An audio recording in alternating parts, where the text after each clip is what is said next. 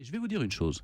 Quand Madame Morano veut lire le général de Gaulle, je pense qu'elle a bien de la chance que le général de Gaulle soit décédé, parce que sinon elle s'en serait pris une bonne par le général lui-même. Si elle était restée tête de liste, les listes, vos amis, les élus, etc., auraient menacé de faire dissidence, ils seraient partis, qu'est-ce qu'ils auraient fait ? Nous aurions clairement pas pu être sur cette liste et on aurait fait une autre liste. Autrement dit, qu'elle s'excuse ou pas, son sort était tranché. Pour ce qui nous concernait en tout état de cause, je répète, quand on se présente devant les Français, il faut être clair sur ses valeurs. Et avec Madame Morano, il y avait clairement un problème de valeur. 3 ex-premiers ministres refusaient d'être des coupeurs de tête. Jean-Pierre Raffarin l'avait dit ici, Alain Juppé, François Fillon, qui dénonce lui un procès en sorcellerie. Mais ce qui est frappant, c'est qu'eux n'ont pas voté, puisqu'ils étaient absents.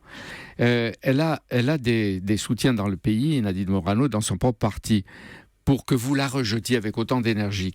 De quoi est-elle le symbole ?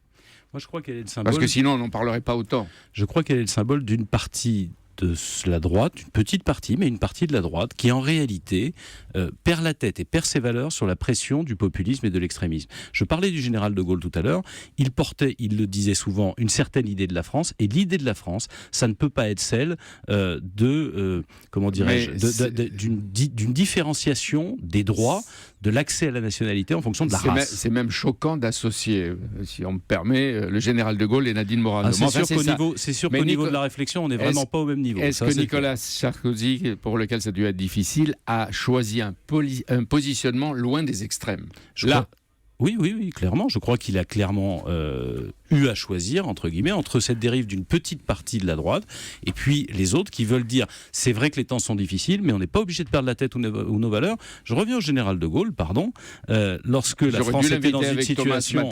Lorsque la situation... Je pense que Nicolas Canteloup le fera mieux que vous. Oui, mais c'est son métier. Lorsque le général de Gaulle a gouverné la France connaissait aussi des temps difficiles. Et il n'a pas cherché à entraîner la France dans des mauvais instincts ou dans de mauvais réflexes, il a cherché à élever la France. On ne peut pas dire que ce soit le cas de Mme Morano.